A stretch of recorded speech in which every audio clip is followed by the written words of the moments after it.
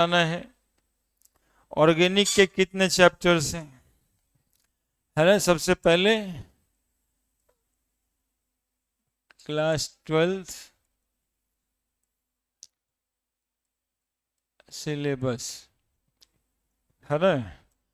Physical chemistry का मात्र 3 chapter है बस। एकदम से जो है, अब तुम लोग न्यूमेरिकल बनाने के लिए तैयार हो जाना है, क्योंकि 3 ही चैप्टर है फिजिकल केमिस्ट्री।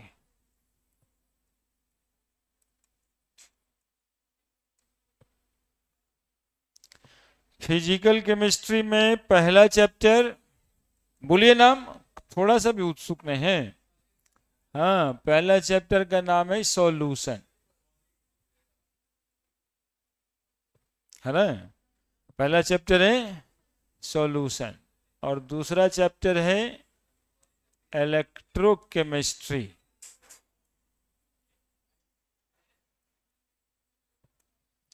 और तीसरा चैप्टर है केमिकल काइनेटिक्स।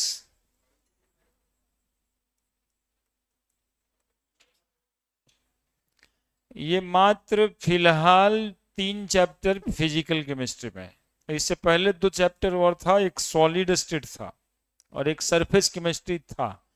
तो जो था तो था, है ना। लेकिन अभी भी जो है, इस साल भी बिहार बोर्ड में आया था, क्योंकि वहां पे जो है ना 50% क्वेश्चन ही बनाना होता है ना। तो वो जो सिलेबस है अभी तक उस पर ध्यान उनका नहीं गया है। हो सकता है इस इलेक्शन के बाद ध्यान चला जाएगा।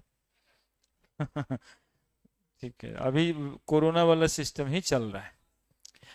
ठीक है, तो ये 3 चैप्टर फिजिकल केमिस्ट्री का है बाबू। इसके बाद ऑर्गेनिक, यहाँ पे जगह कम है, इनऑर्गेनिक देख लेते हैं पहले। इनऑर्गेनिक केमिस्ट्री, इनऑर्गेनिक केमिस्ट्री में अब 2 चैप्टर है। चौथा, D and F block elements,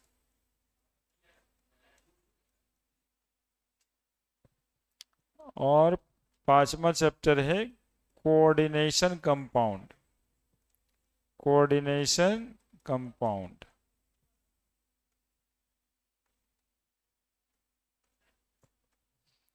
है ना। फिर इधर ऑर्गेनिक केमिस्ट्री, ये एनसीईआरटी के पार्ट 1 में मिलेगा तुमको, और फिर ऑर्गेनिक केमिस्ट्री पार्ट 2 में मिलेगा, जिसमें छठा चैप्टर तुमको मिल जाएगा haloalkane and haloarenes, haloalkane और हैलो एरीन। और 7वां चैप्टर मिलेगा alcohol phenol and ether, alcohol phenol and ether. 8वां चैप्टर मिलेगा aldehyde ketone and carboxylic acid, and carboxylic acid, है ना। और 9 चैप्टर मिलेगा एमाइन, 9 चैप्टर मिलेगा एमाइन। और 10 चैप्टर्स मिलेगा बायोमोलिकल, बायोमोलिकल, है ना। इधर पार्ट 1 है, वो पार्ट 2 है। 2 किताब होगा एनसीईआरटी में, ये पार्ट 1 में और वो पार्ट 2 में, यही पूरा चैप्टर्स होगा। हम इसको थोड़ा सा बड़ा भी करेंगे, एक्सपेंड करेंगे। सॉल्यूशन में थोड़ा मोल कॉन्सेप्ट भी देख लेंगे, मोल कॉन्सेप्ट एंड सॉल्यूशन इसको कर देंगे, है ना। तो ज्यादा बढ़िया समझ में आ जाएगा। इलेक्ट्रोकेमिस्ट्री के साथ साथ हम लोग रिडॉक्स रिएक्शन भी देख लेंगे, जरूरत पड़ता है। ठीक है, और हेलोल्केन हेलोरिन पढ़ने से पहले आगे ही बैठो, जीओसी देख लेंगे, जीओसी देख लेंगे, जनरल ऑर्गेनिक केमिस्ट्री थोड़ा देख लेंगे, है ना। तो 11 से 12 लिंक हो जाएगा ये सब के थ्रू, और पढ़ना भी है। है ना, जरूरत पड़ेगा, इस 3 चीज का जरूरत पड़ेगा। फिजिकल केमिस्ट्री में न्यूमेरिकल होगा भर भर के, है ना। फिजिकल केमिस्ट्री में न्यूमेरिकल्स की संख्याएं इधर में तीनों चैप्टर में ज्यादा है, तीनों चैप्टर में न्यूमेरिकल होगा। और खुशी की बात यह है कि बस यही 3 चैप्टर में न्यूमेरिकल होगा,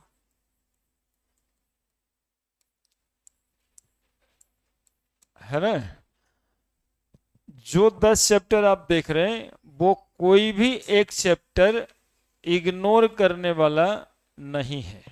जो इग्नोर करने वाला 12th का चैप्टर था उसको पहले ही से इग्नोर कर दिया गया है ना। सिलेबस तुम्हारा इग्नोर पहले से कर दिया।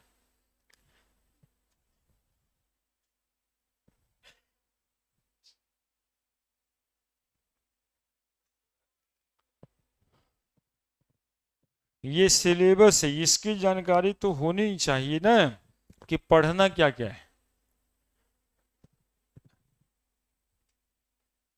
शुरुआत करेंगे हम लोग सॉल्यूशन से।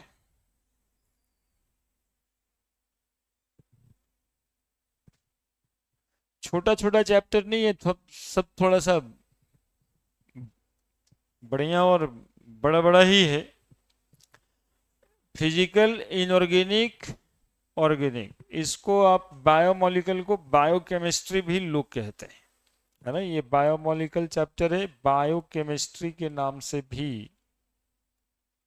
क्या पढ़ रहे हैं जी, तो बायोमोलिकल या फिर बायोकेमिस्ट्री, है ना। इसमें थोड़ा सा ग्लूकोज, फ्रुक्टोज, माल्टोज, सुक्रोज, मतलब बायोलॉजी वाला मॉलिक्यूल के बारे में पढ़ना है, डीएनए ये पढ़ना है उसमें बायोमोलिकल में।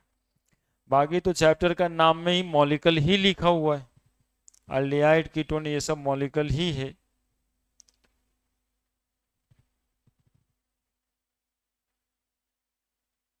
ये है आपका बुक, एनसीईआरटी की बुक जरूर खरीद लेंगे, है ना, ये जरूर सुन लीजिएगा।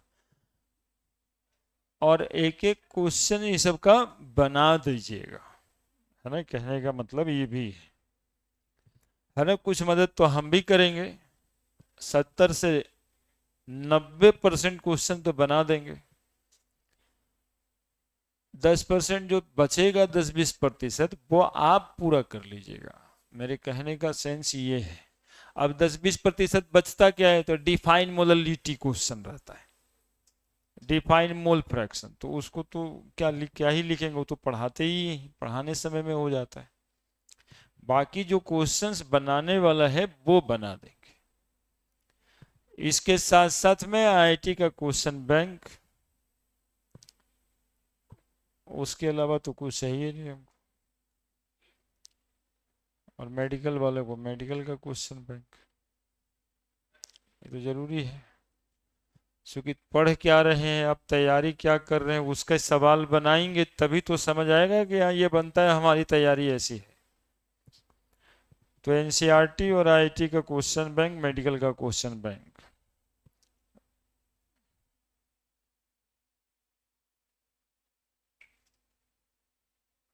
NCERT plus NEET IIT question bank, यही रख लेना है।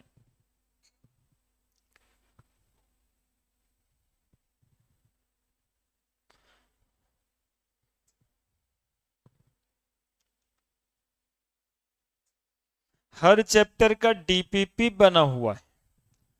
यदि कभी एब्सेंट होता है तो आप मांग के लीजिए, ये मांग के लेने वाला है ना। जैसे कहते हैं ना, मंदिर जा कर करके कि कुछ मांग के ले आना, तो हमसे क्या मांगिएगा आप, डीपीपी मांगिएगा और क्या, क्वेश्चन बना दीजिए सर, यही ना मांगना होता है यहाँ पे।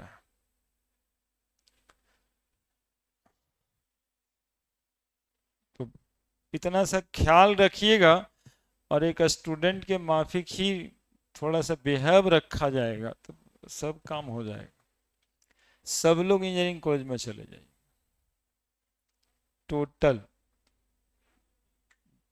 2 4 5 कुछ छूट जाता है, वो अपने छोड़ देता है तो हम क्या करें, कुछ कुछ अपने छोड़ देता है, भाई हमें IT उटी ना पढ़ेंगे, हमें न करना है सब, तो फिर बात ही अलग है।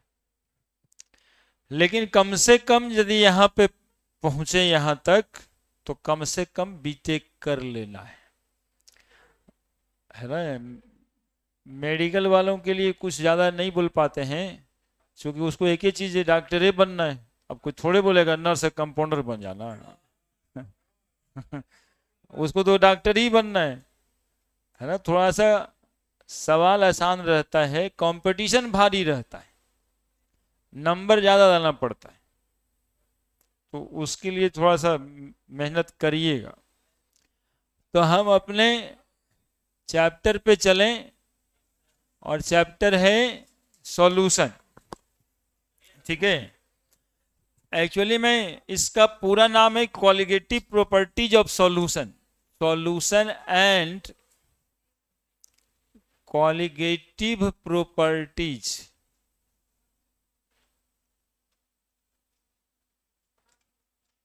Of solution.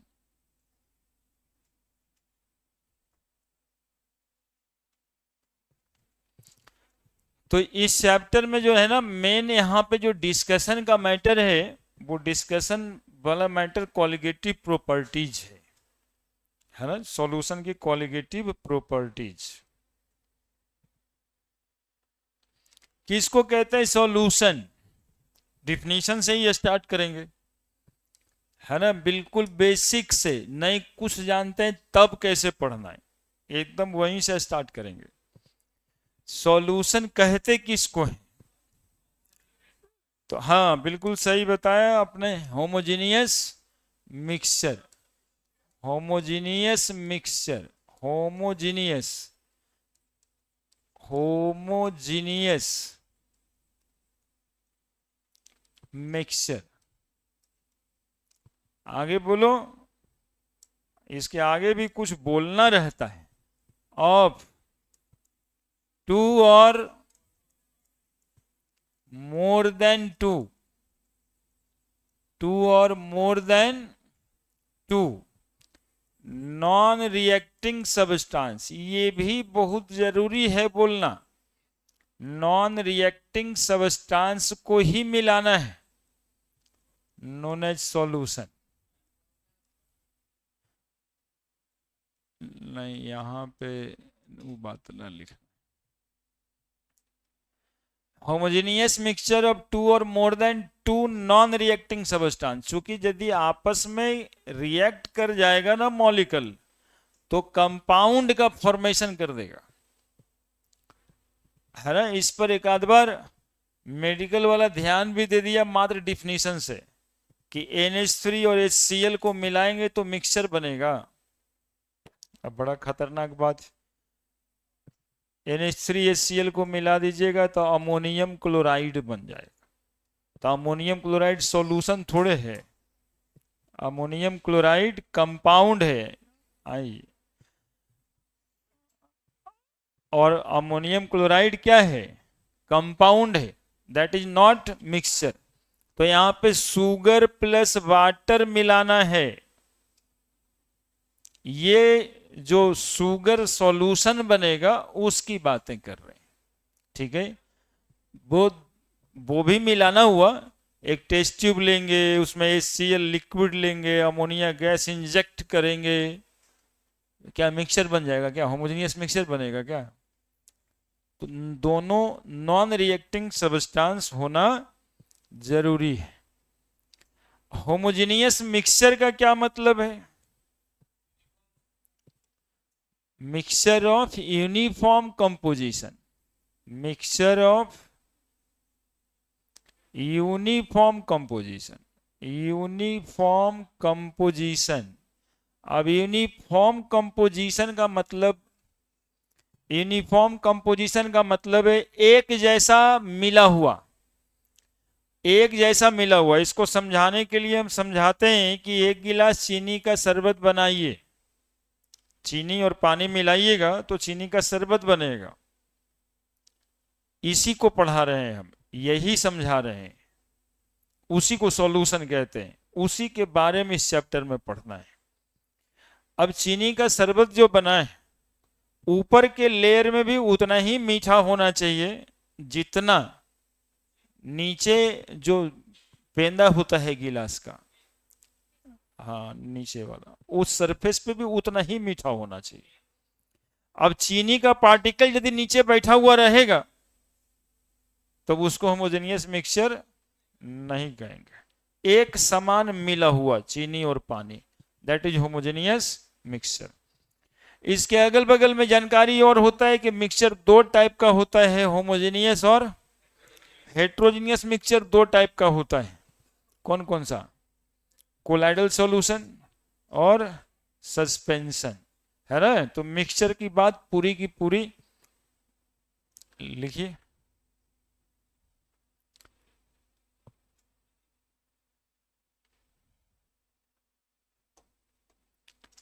ये भी लिख ही दिया जाए, मिक्सचर कितना तरह का होता है। एकदम शुरू से इस सतमा में पढ़ना होगा, लेकिन हम सोचे नहीं, हम सोचे कि आपको कुछ नहीं आता है। वैसे ही आप भी इनोसेंट बच्चा की तरह सुन लीजिए। होमोजेनियस मिक्सचर और हेट्रोजेनियस मिक्सचर,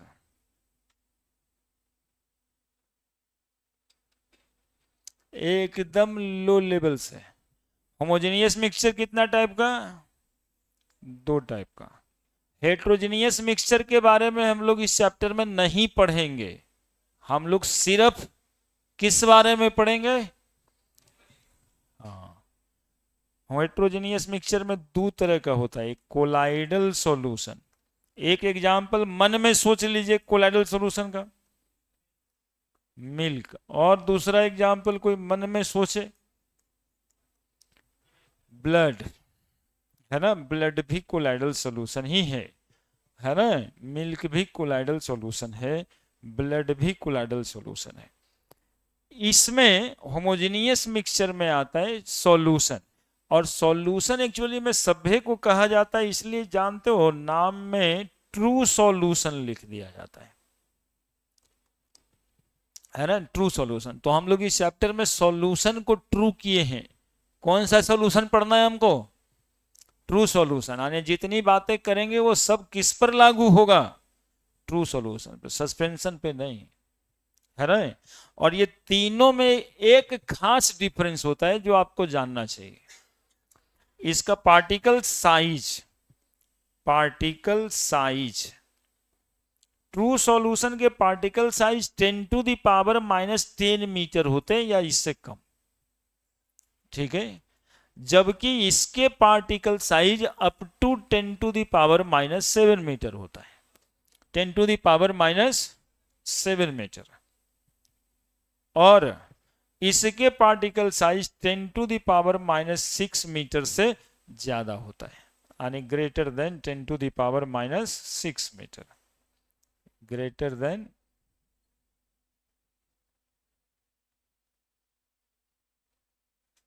10⁻⁻6 मीटर।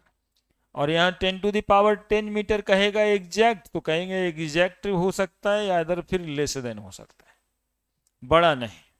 बड़ा जैसे ही हो गया तो वो हो गया कोलाइडल सॉल्यूशन। कहां तक बड़ा हो गया? तब 10⁻⁻7 मीटर तक। और सस्पेंशन यदि उससे बड़ा हो गया तब आने 10⁻6 मीटर में चला जाएगा। पार्टिकल का साइज बताए, जो ट्रू सॉल्यूशन चीनी पानी का सॉल्यूशन है उसमें जो पार्टिकल है उसके साइज बताए।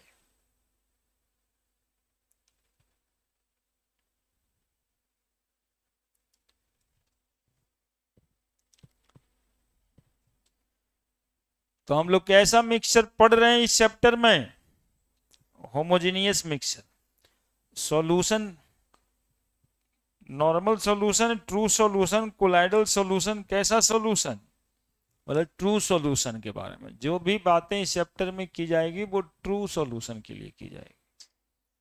इट मे बी कि वो लागू नहीं हो सस्पेंशन के लिए। अब कौन सा एक प्रॉपर्टी आप जानते हैं जो ट्रू सॉल्यूशन और सस्पेंशन को या कोलाइडल सॉल्यूशन को अलग कर देगा तुरंत? टेंडल इफेक्ट, हाँ कोई बताया है, लाइट वाला phenomenon, scattering of light. Colloidal solution से स्कैटरिंग ऑफ लाइट होता है, ट्रू सॉल्यूशन से स्कैटरिंग ऑफ लाइट नहीं होता है, और सस्पेंशन के पार्टिकल लाइट को रोक देता है, यानी वहां भी स्कैटरिंग नहीं होता है ना। तो ये लाइट वाला जो फेनोमेनन है, स्कैटरिंग ऑफ लाइट, ये तीनों को तुरंत ही अलग कर देता है ना। एक एक गिलास में तीनों ले लिए, लाइट पास कराए, तो जहां सीधा पास कर गया वो ट्रू सॉल्यूशन, जहां लाइट का बीम छितरा गया कोलाइडल सॉल्यूशन, स्कैटरिंग उसी को कहते हैं। और जहां पार्टिकल इतना बड़ा है कि लाइट जा ही नहीं पाया, रुक गया, तो उसको कहते हैं सस्पेंशन। हो गया। अब हमारी बात होगी कंपोनेंट ऑफ सॉल्यूशन पे। सॉल्यूशन के दो कंपोनेंट होते हैं, बढ़ जाएं, बढ़ जाएं।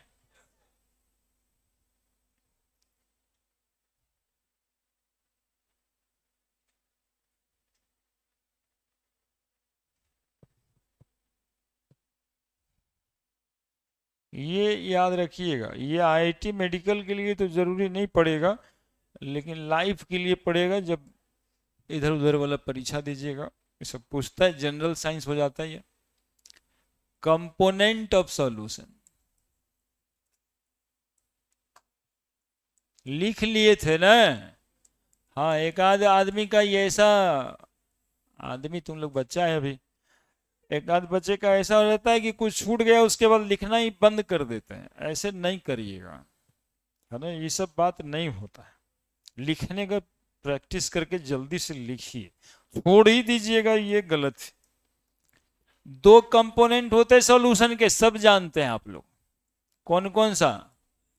सॉल्यूट और दूसरा सॉल्वेंट। सॉल्यूट जो क्या होता है, कम होता है, सॉल्वेंट जो ज्यादा होता है। नहीं, एक डिजॉल्व होता है, दूसरा मीडियम ऑफ डिजोल्यूशन होता है। जैसे चीनी पानी में, चीनी डिजॉल्व होगा, चीनी घुलेगा, और कहां घुलेगा?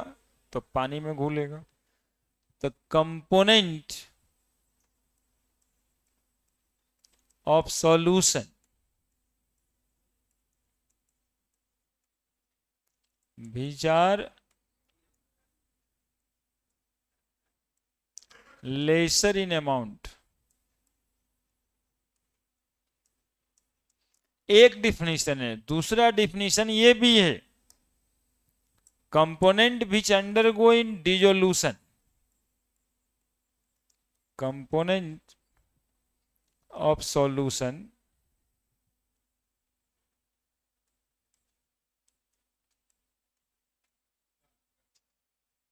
which undergo in dissolution।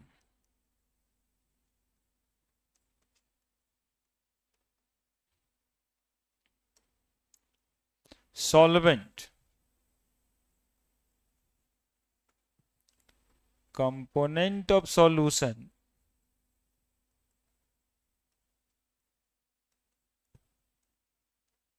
which are larger in amount,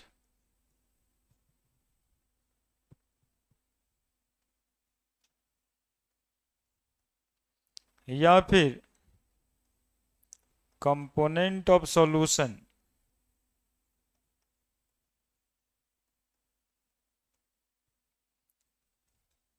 which act as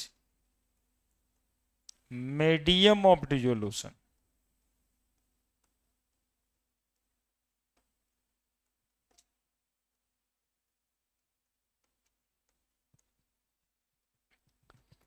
which act as medium of dissolution,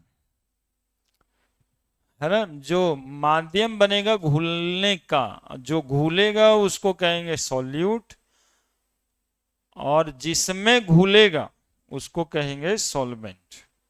ठीक है। अब यहां पे हम लिखे हैं 9 मोल इथाइल अल्कोहल और 1 मोल वाटर। आपको बताना है which one is solute, which one is solvent।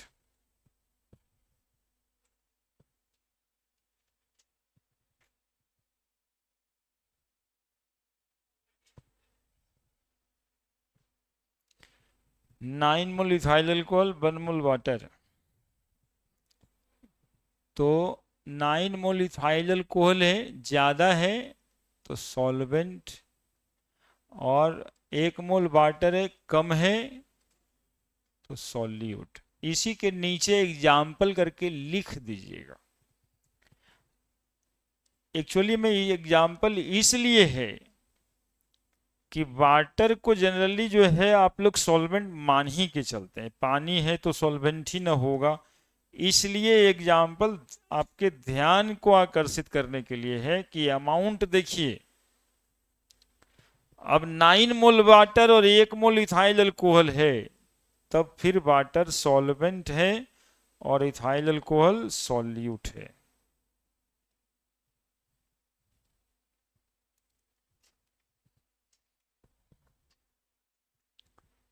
Solute solvent लिखेंगे, नीचे एग्जाम्पल करके लिखेंगे, लिखेंगे, है ना, नहीं तो सॉल्यूशन पढ़ने पढ़ते इतना कंफ्यूजन हो जाता है, कौन सॉल्यूट कौन सॉल्वेंट पता ही नहीं लगा सर। तो ये सब नहीं होना चाहिए।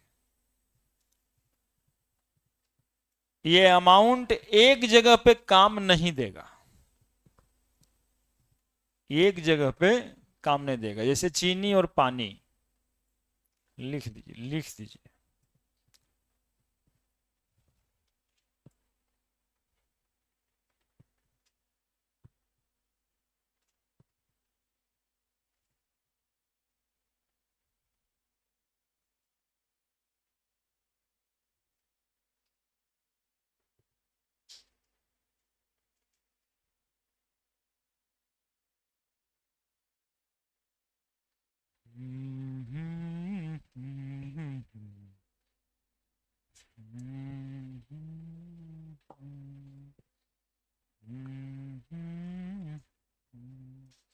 लिख दिए। समय ही हम नहीं देते हैं आपको लिखने का। नहीं, आपको एक्चुअली में हम कंसंट्रेट करना चाहते हैं अपने काम पे।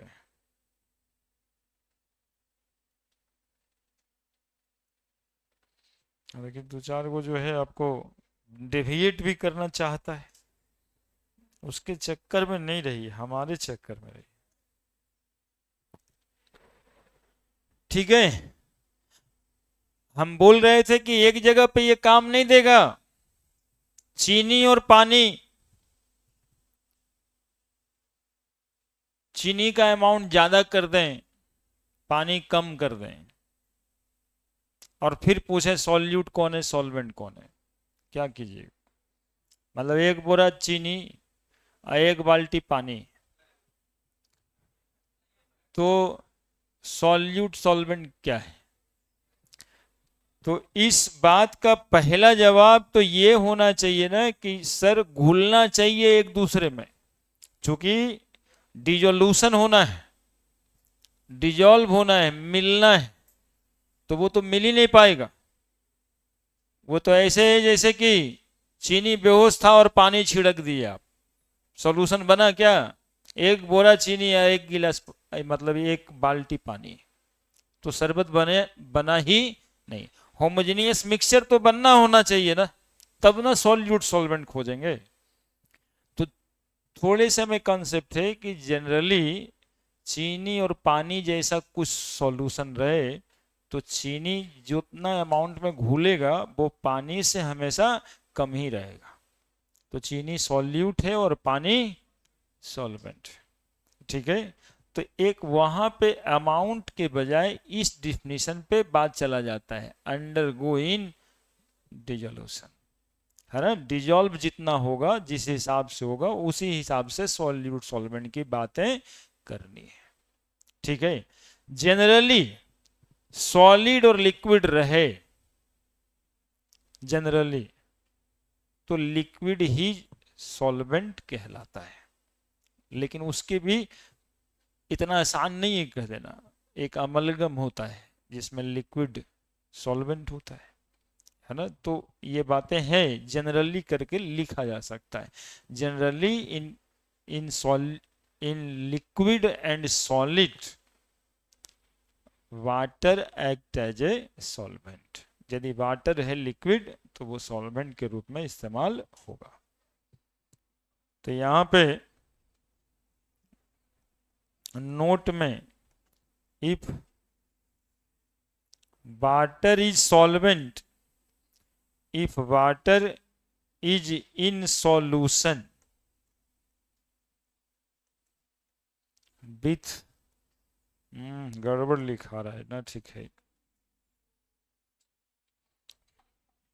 फिर से लिखेंगे। इन solid liquid solution like sugar and water, water is act as solvent,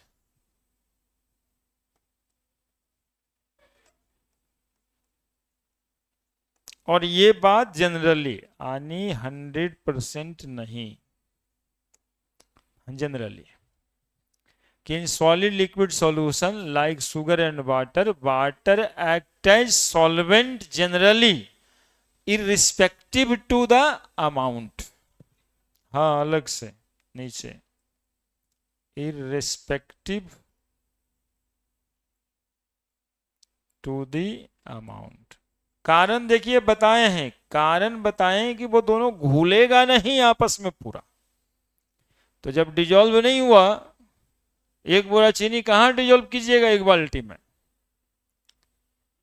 तो फिर क्वेश्चन ही इरिलेवेंट हो जाता है। तो अमाउंट जैसे ही ज्यादा होगा चीनी का पानी से, तो ये क्वेश्चन में ठीक नहीं है ना, तो उसके चक्कर में पड़ना भी नहीं है। नेक्स्ट,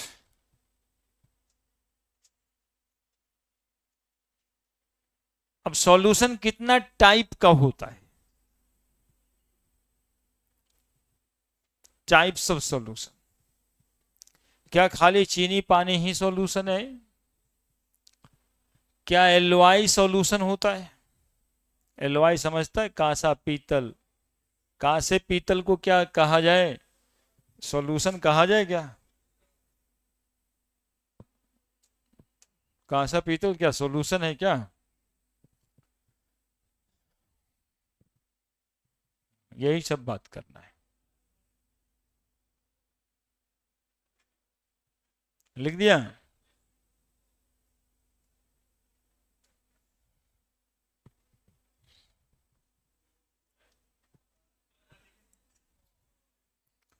लिखिए।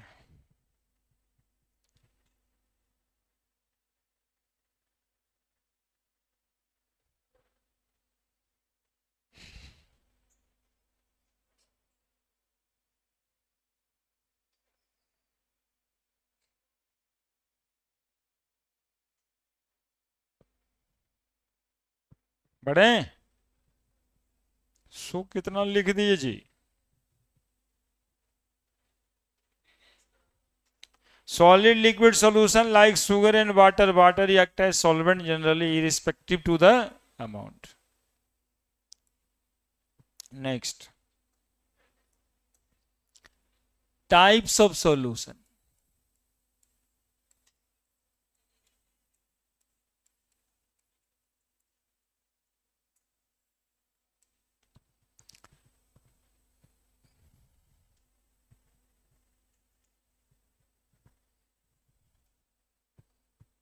तो आज देखना कि कैसे हम लिख रहे हैं,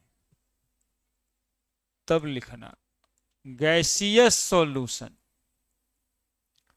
यदि सॉल्यूट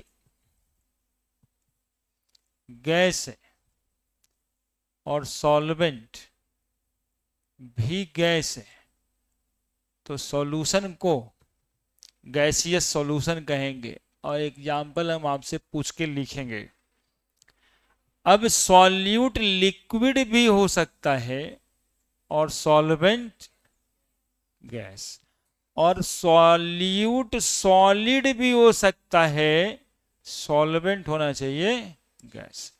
यानी सॉल्वेंट यदि गैस रहा तो सॉल्यूशन को क्या कहेंगे? सॉल्यूट कुछ भी रह सकता है, गैस लिक्विड सॉलिड।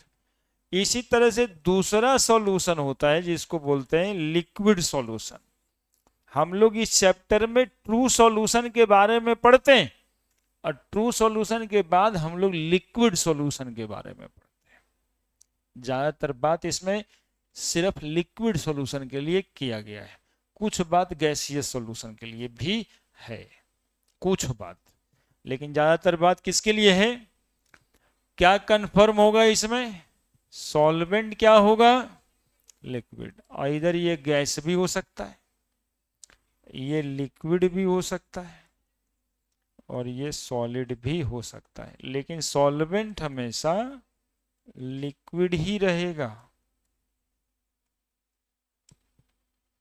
और तीसरा एग्जाम्पल होता है टाइप्स ऑफ सॉल्यूशन में, तीसरा एग्जाम्पल होता है सॉलिड सॉल्यूशन का।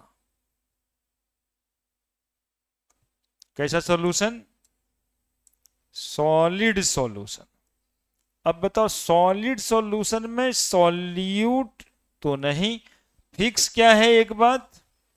सॉल्वेंट। क्या होना है? सॉलिड।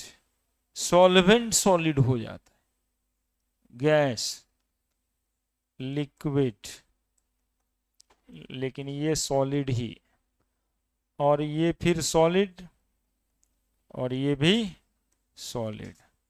अब तुम लोग एग्जाम्पल तो हमको बताई, जितना जानता है उतना के एग्जाम्पल सिर्फ हमको चाहिए, जो नहीं जानता उसके लिए तो हम है ही हैं। बोलो गैस, गैस सॉल्यूशन का एग्जाम्पल। हाँ, एयर इज ए सॉल्यूशन, चूंकि air is A homogeneous mixture, oxygen nitrogen मिला हुआ इसमें, तो एग्जाम्पल इज एयर, है ना, ऑक्सीजन नाइट्रोजन ये सब मिला हुआ है, और भी carbon dioxide plus helium neon argon, है ना, तो air is a complete mixture. ठीक है, और होमोजेनियस मिक्सचर है, ऐसा थोड़े है कि हमको जो ऑक्सीजन मिल रहा है तुमको नहीं मिल रहा है, जो तुमको मिल रहा है वही हमको मिल रहा है, सब जगह एक ही समान तो है। Liquid gas,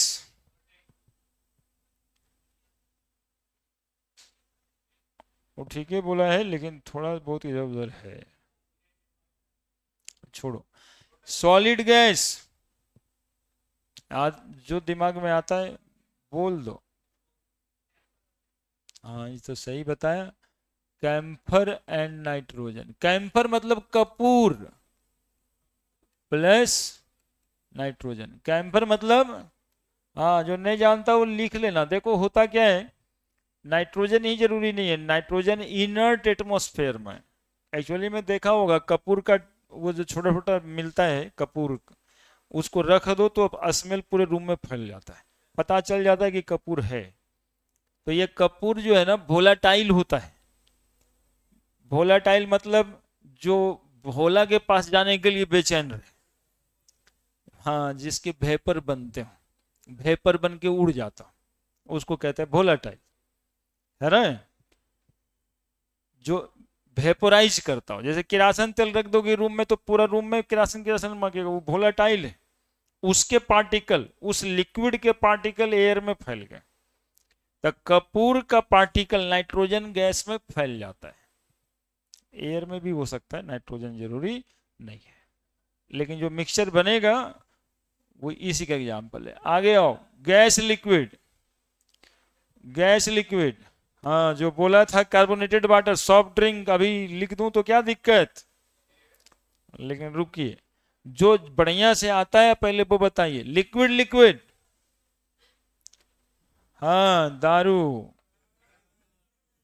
C2H5। देखिए कितना इसमें, मतलब खाली बोलने में इतना एनर्जी है क्या बात है। हाँ हाँ देखिए, हाँ ऐसे ही सब बाबा के फैन है। C2H5OH plus H2O, C2H5 plus H2O, है ना, ये एक्चुअली में ये लिक्विड लिक्विड सॉल्यूशन है। सॉलिड लिक्विड यही तो पढ़ते हैं, यही तो हम लोग जानते हैं ज्यादातर, शुगर वाटर, ग्लूकोज वाटर, नमक वाटर, यही तो फैला हुआ है, इसी के बारे में हम लोग एक्चुअली में पढ़ना है इस चैप्टर में, ज्यादातर बात इसी के लिए करना है, लिक्विड सॉल्यूशन के लिए। गैस सॉलिड, ये तो साफ ही नहीं जानता हो। लिक्विड सॉलिड, मतलब समझे, 1 2 3 4 5 6 7 8 9 गो में हम लोग। अब देखो हम याद रखाने के लिए कुछ कुछ काम करते हैं, मतलब कि जिससे कि तुमको याद रहेगा थोड़े लंबे समय तक। सॉलिड सॉलिड का एग्जाम्पल है एलवाई, जैसे copper plus zinc, copper plus tin, एक आध गो एग्जाम्पल लिख देते हैं, है ना। कॉपर प्लस जिंक ब्रास को कहते हैं, और ये ब्रॉन्ज को कहते हैं, और भी होता है, ठीक है, जानता ही है, स्टेनलेस स्टील, स्टील, ये सब। अब देखो वो कांसा पीतल के फॉर्म में है, लेकिन यदि तुम पढ़े लिखे हो तो उसको सॉल्यूशन समझ रहे हो, मिक्सचर है, होमोजेनियस मिक्सचर है, यूनिफॉर्मली कॉपर में जिंक मिला हुआ है ना, तो सॉलिड सॉल्यूशन है। उसी के ऊपरवा में जो लिक्विड सॉलिड है, इसका एग्जाम्पल होता है अमलगम, इसका एग्जाम्पल होता है अमलगम। अमलगम जैसे 3 प्लस एच जी तो लिक्विड है ना, एच क्या है, लिक्विड, और उसमें एस 3, तो एस तो मेटल है, और मेटल तो सॉलिड होता है, तो सॉलिड लिक्विड का example. Gas solid, gas solid में एक रिएक्शन में देखा होगा ऐसे लिखा होता है, निकेल H2, है ना, प्लेटिनम H2, PtH2, PdH2, ये 3 एग्जाम्पल नीचे से बता दिए। अब रहा तुम्हारा सॉफ्ट ड्रिंक, सॉफ्ट ड्रिंक के लिए परेशान है ना। सॉफ्ट ड्रिंक कहां जाएगा, सॉफ्ट ड्रिंक में क्या ज्यादा रहता है, लिक्विड, लिक्विड में गैस भरा रहता है ना। इसके बारे में भी हम लोग को थोड़ा थोड़ा पढ़ना है चैप्टर में। This one is soft drink, या फिर कार्बोनेटेड वाटर, सॉफ्ट ड्रिंक ये है, या फिर कार्बोनेटेड वाटर।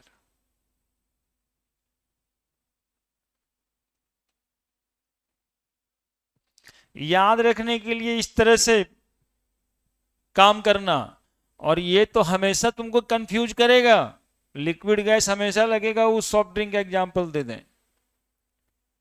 क्लोरोफॉर्म का नाम सुना होगा, लिक्विड है वो, है ना, वो एयर में आता है, नाइट्रोजन, नाइट्रोजन कहने का मतलब जहां जहां लिखल होगा वो एयर है। तो क्लोरोफॉर्म सुंघा देता है ना आदमी को रुमाल में रख कर करके, वही वाला क्लोरोफॉर्म एयर में। तो इसका एग्जाम्पल क्लोरोफॉर्म प्लस नाइट्रोजन, या CCl4 plus nitrogen, carbon tetrachloride plus nitrogen, ये सब एग्जाम्पल होगा। यही एग्जाम्पल दिमाग में रखना, ज्यादा टेंशन नहीं लेना है, ये एग्जाम्पल ढूंढ रहे हैं ढूंढ रहे हैं।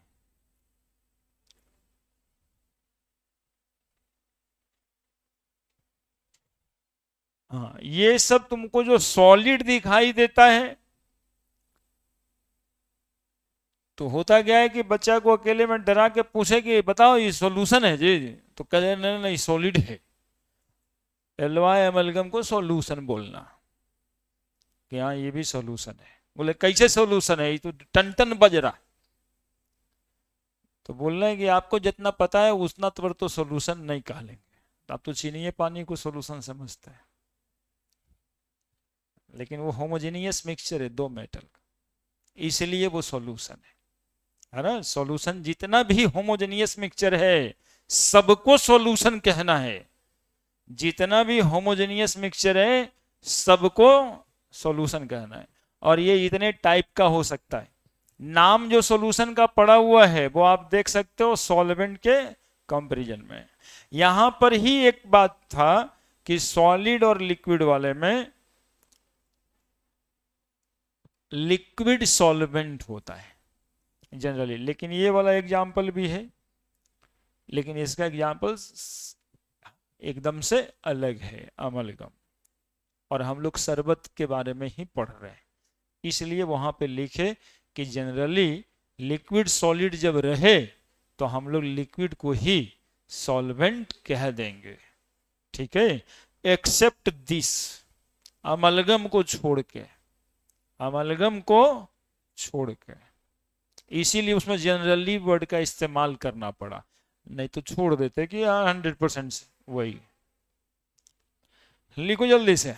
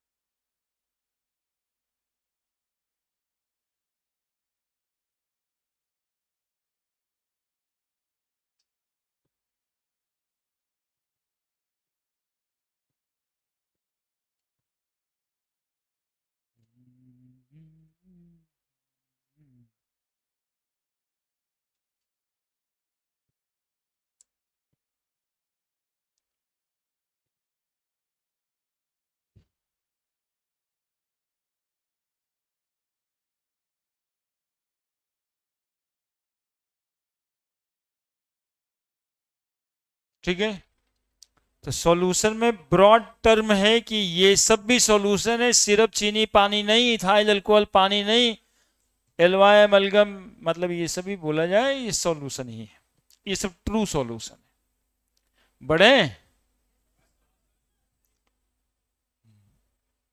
इसके अलावा इस चैप्टर में कुछ टर्म होगा, जैसे binary solution, ternary solution, polynary solution, जैसे एयर एक example of polynary solution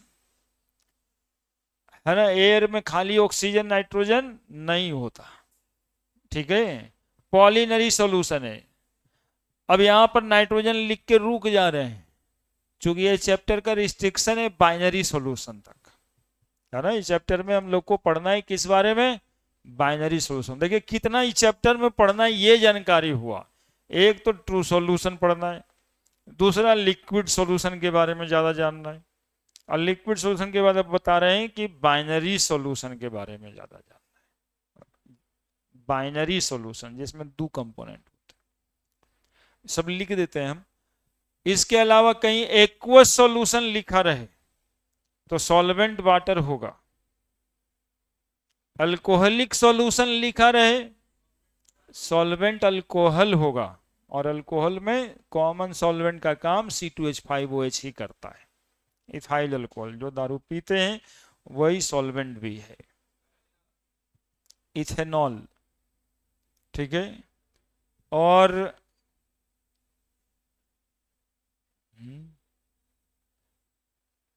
ethereal solution कहीं लिखा रहे, ऑर्गेनिक में मिलेगा, सोडियम इन ईथर, यानी कि सॉल्वेंट इज ईथर, ठीक है, ये सब टर्म होगा जो खुद ही से जान लेना है कि एक्वस सॉल्यूशन मतलब सॉल्वेंट इज वाटर, सब न्यूमेरिकल में काम आएगा, बढ़ रहे हैं सम टर्म, सॉल्यूशन चैप्टर पढ़ने के लिए कुछ टर्म, पहला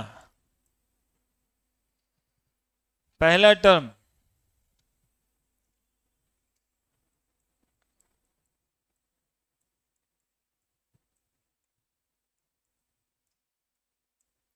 binary solution, solution in which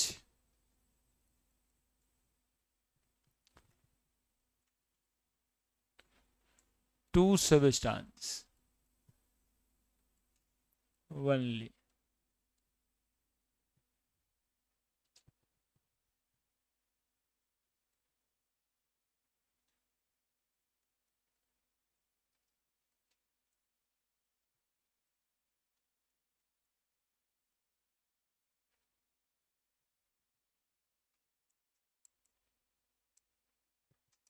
दूसरा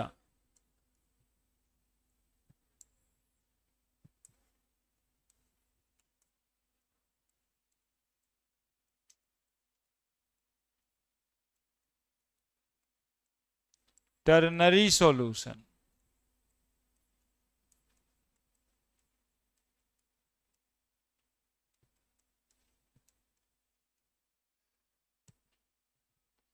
फ्री सबस्टांस लिख देते हैं।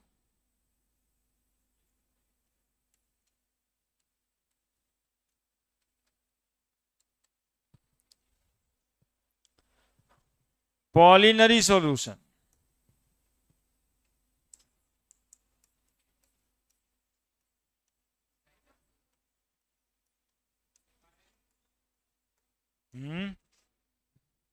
क्या हो गया?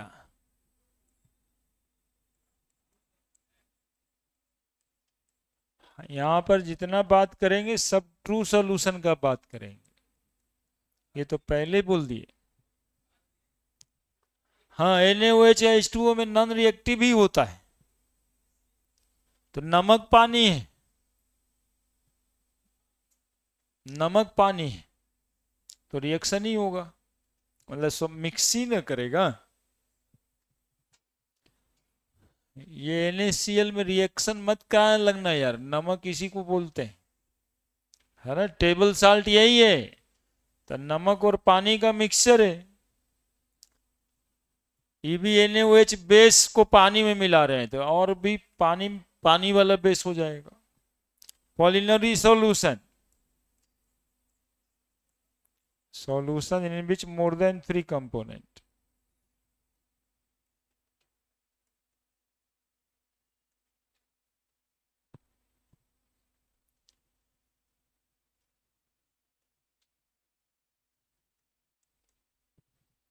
एग्जाम्पल,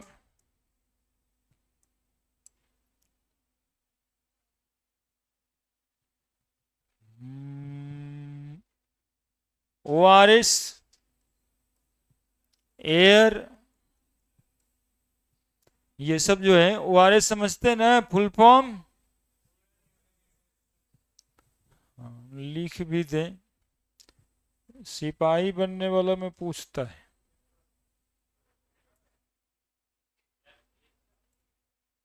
ओरल रिहाइड्रेटेड सॉल्यूशन कहते हैं, इसमें बहुत सारा मिनरल्स वगैरह रहता है।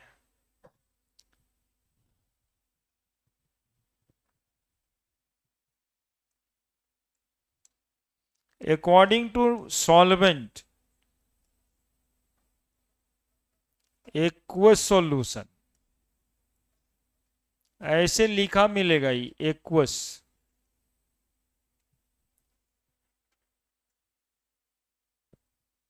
AQ,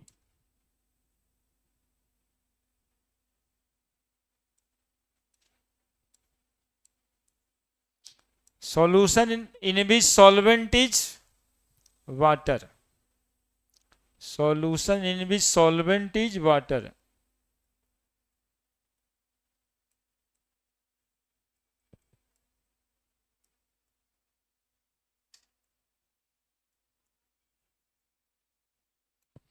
solution in which solvent is water। अब इसमें एग्जांपल में ऐसे लिखा हुआ KOH एक्वस, ऐसे, यानी KOH के साथ पानी मिला हुआ है ना। Solvent is water. Alcoholic solution,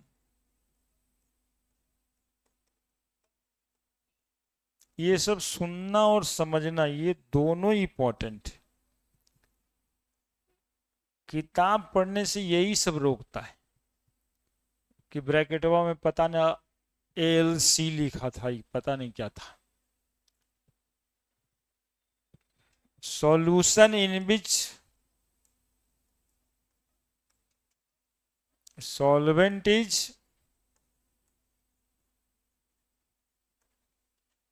alcohol, solvent is alcohol. अब इसमें एग्जाम्पल कैसे समझेंगे हम लोग, ऐसे लिखा रहता है KOH अल्कोहलिक, समझ जाएंगे कि अल्कोहल है solvent.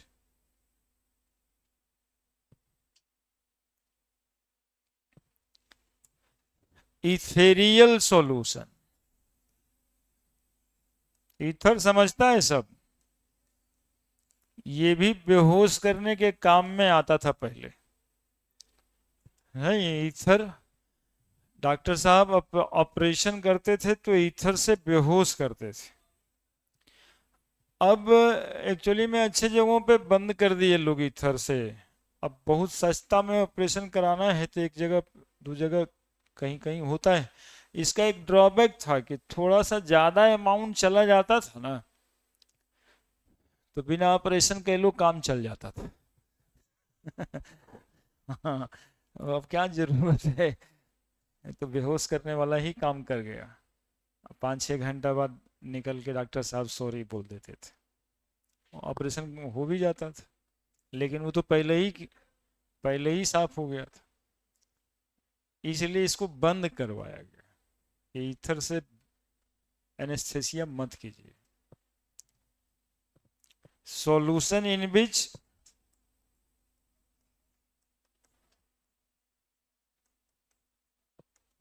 solvent is ether, solvent is ether, है ना। इसमें ऐसे लिखा रहेगा sodium in dry ether, sodium in dry ether ऐसे। Example, magnesium in dry ether,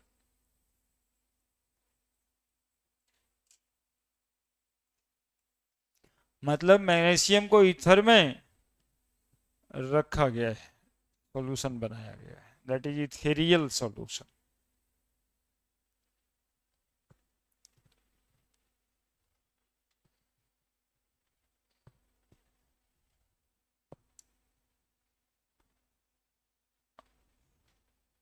और टर्म मिलेगा छोटा छोटा ऐसे ही, dilute solution.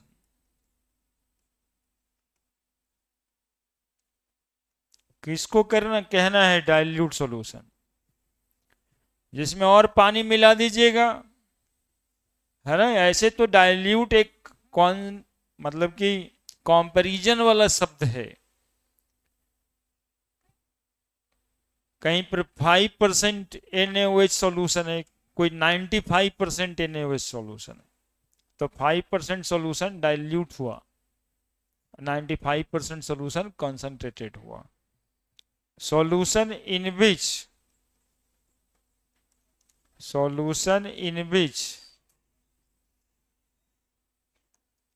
solvent is greater in proportion, solvent is greater in proportion,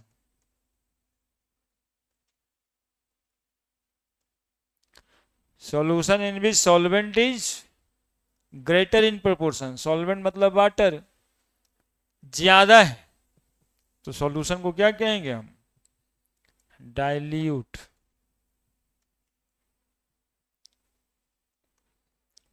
concentrated solution,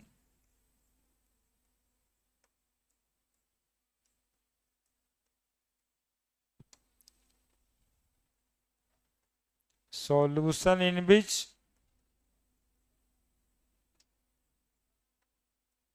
solvent is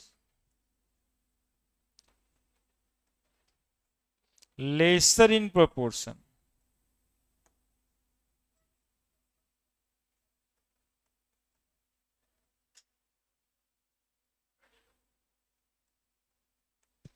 solvent is lesser in proportion। अब ये comparative शब्द है, इसको ध्यान में रखना।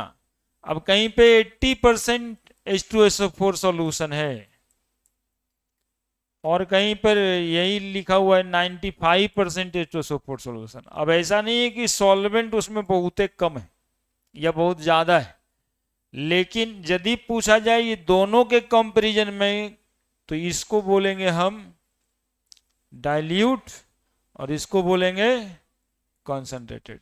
लेकिन 80 वाला के बगल में 70% वाला रख देंगे, तो फिर 80% वाला ही क्या हो जाएगा? कंसंट्रेटेड, और 70% वाला हो जाएगा डाइल्यूट, है ना।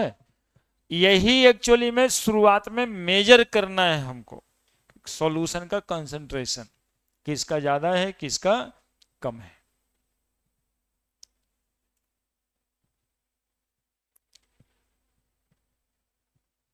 एग्जाम्पल करके लिख दीजिएगा, डाइल्यूट कंसंट्रेटेड, वही मिलेगा देखने को 80% H2SO4, 95% H2SO4।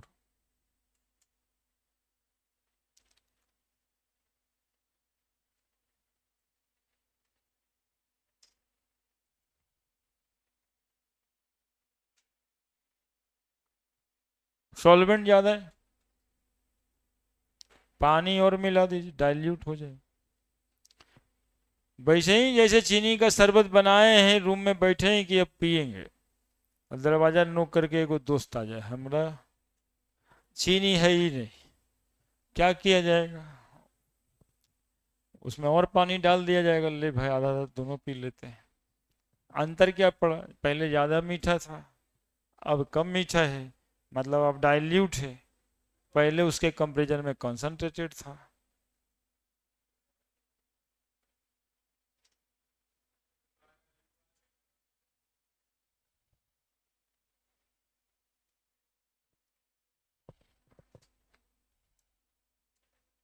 बड़े अब शब्द सुने होंगे, एक सैचुरेटेड सॉल्यूशन, एक अनसैचुरेटेड सॉल्यूशन, और कभी कभी सुनते होंगे सुपर सैचुरेटेड सॉल्यूशन।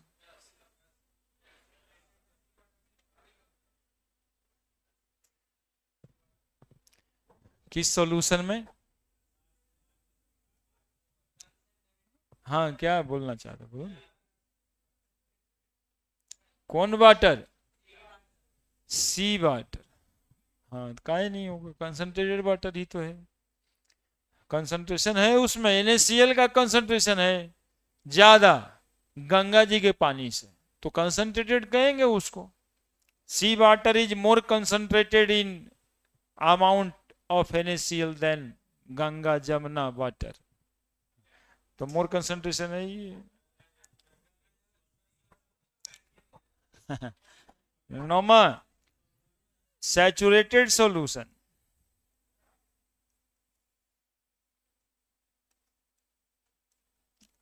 पानी में जितना नमक होना चाहिए उससे ज्यादा है, बचवा ये कहना चाह रहा है सी वाटर।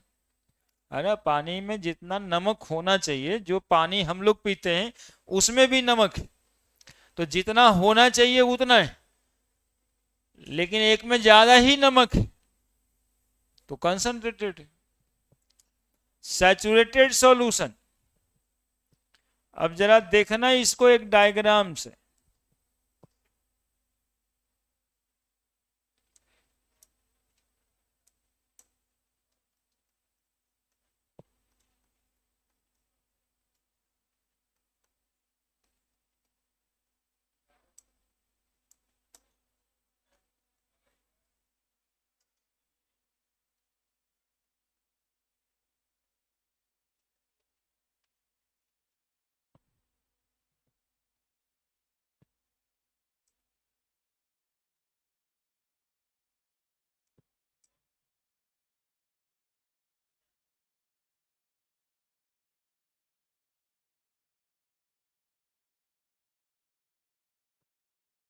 देखो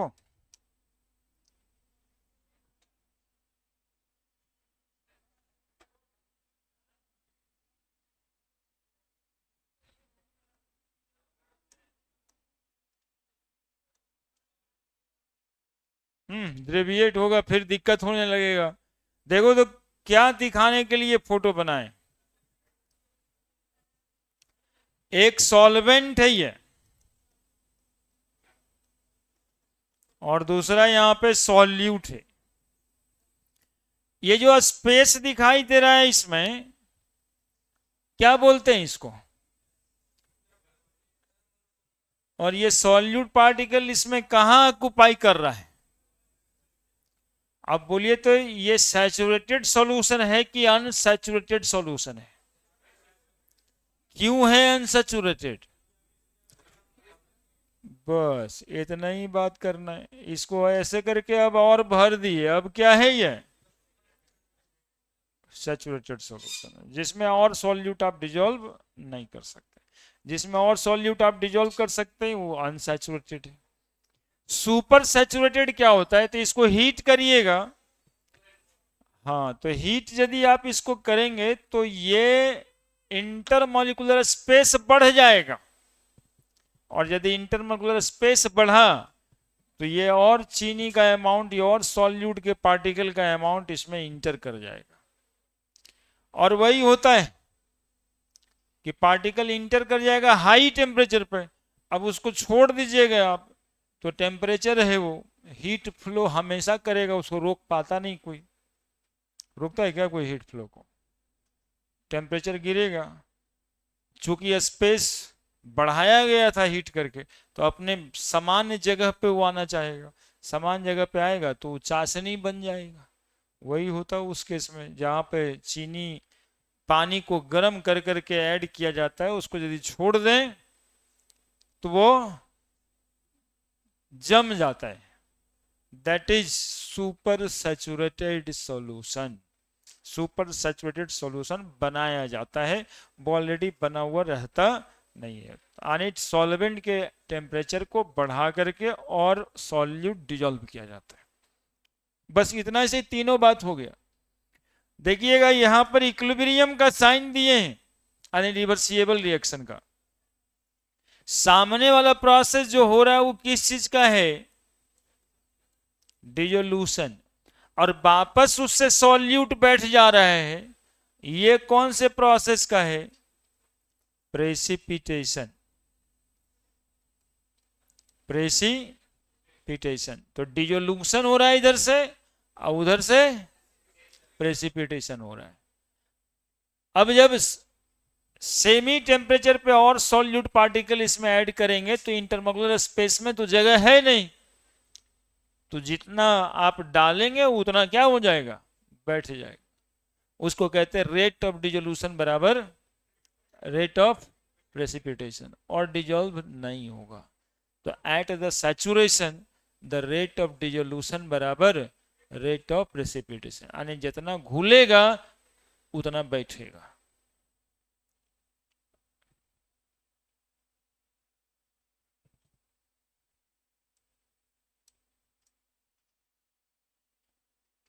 solution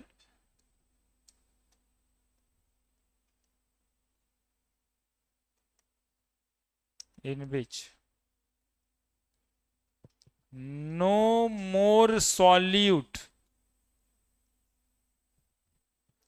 added at constant temperature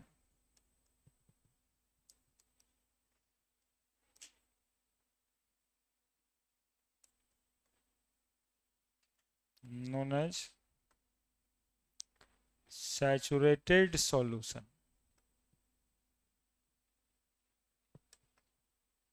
At saturation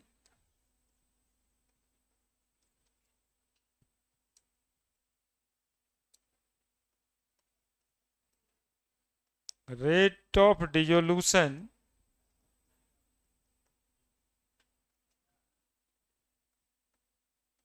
बराबर rate of precipitation at saturation rate of dissolution बराबर रेट ऑफ प्रेसिपिटेशन। और यहाँ पे कांस्टेंट टेम्परेचर लिखना जरूरी है, यहाँ पे कांस्टेंट टेम्परेचर लिखना जरूरी है।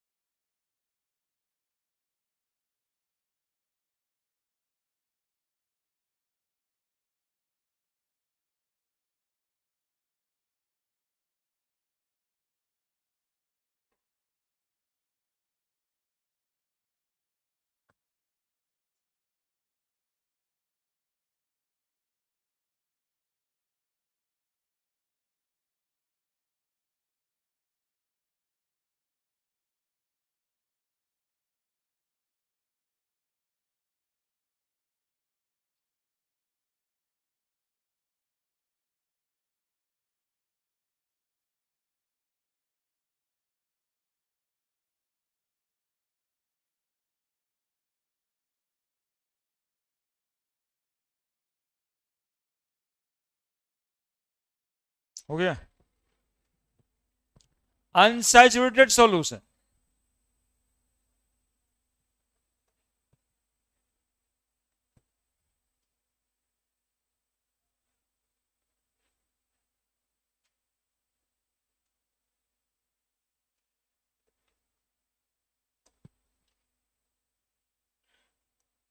solution in which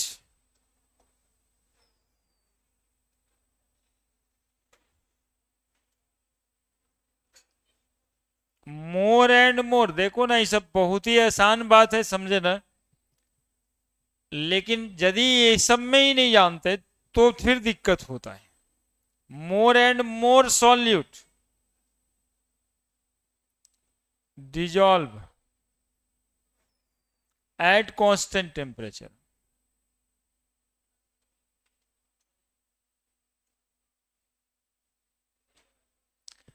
called as unsaturated solution. Super saturated solution,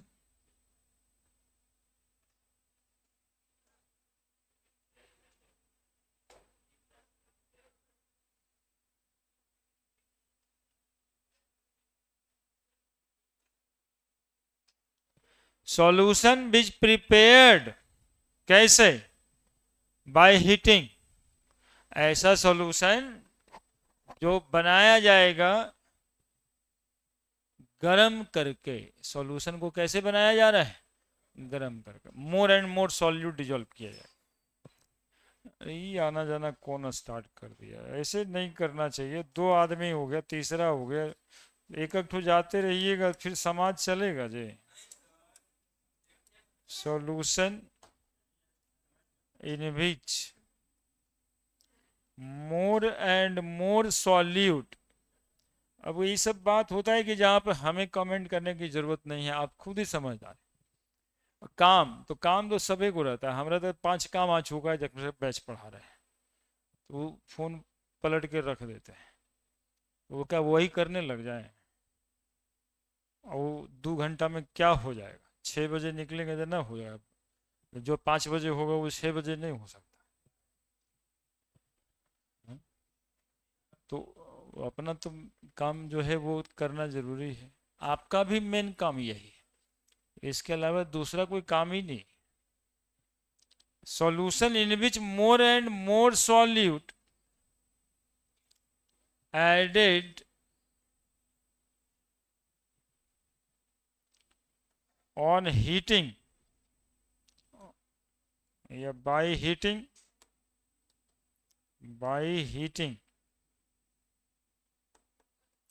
the mixture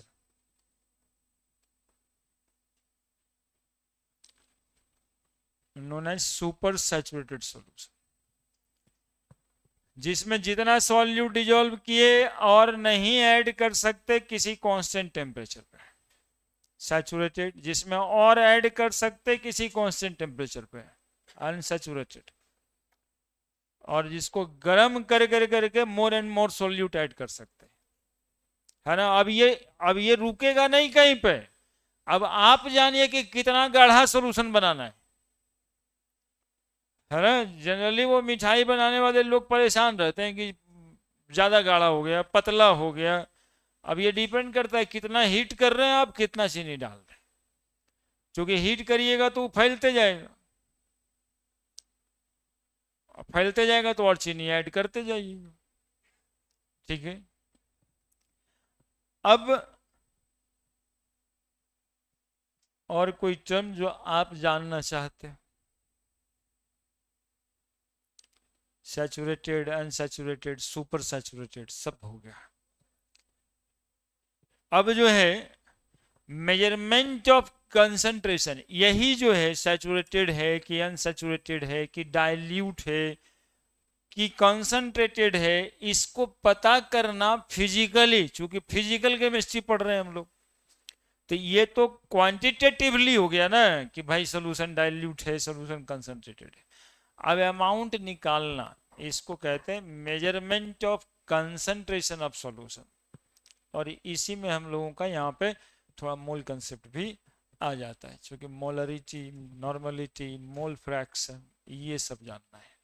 ठीक है, तो पहला हेडिंग चैप्टर का लगेगा, पहला हेडिंग लगेगा जल्दी, पहला हेडिंग लगेगा measurement of concentration of solution. हाँ, measurement of concentration of solution.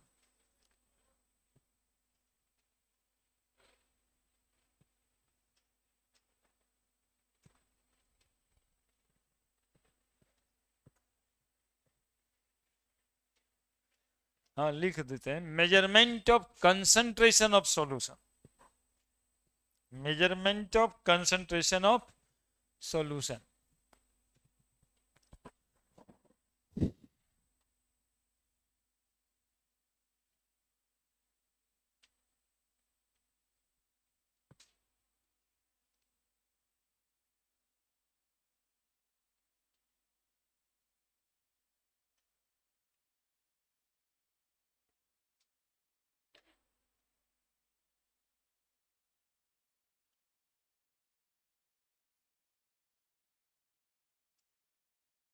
लिखें measurement of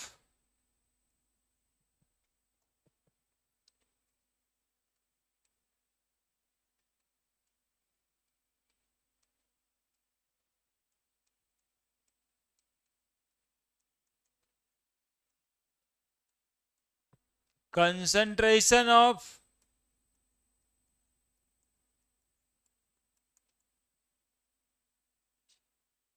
solution, measurement of concentration of solution,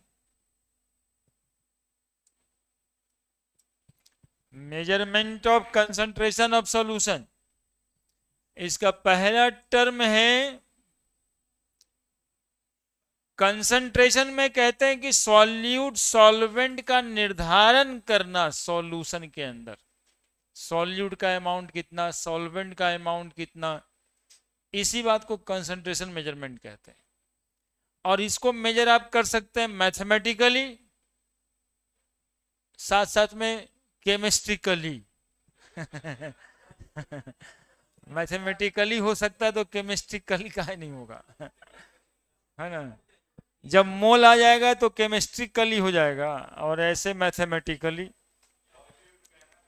तो पहला percent by mass, percent by mass,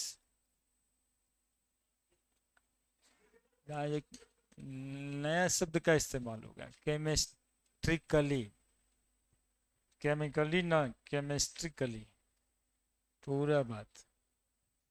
percent by mass, W by W,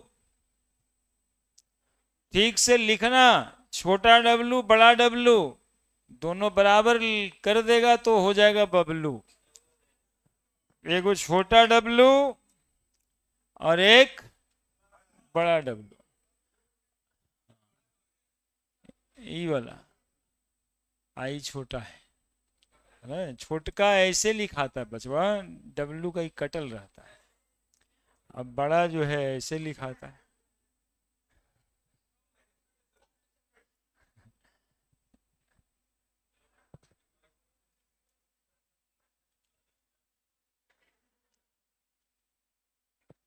अब देखो percent by मास में बोलना है कि the amount of solute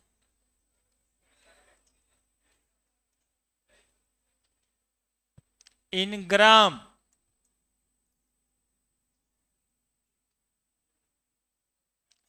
present in 100 gram of solution. चूंकि percent था ना इसलिए 100 ग्राम फिक्स है, नोन एज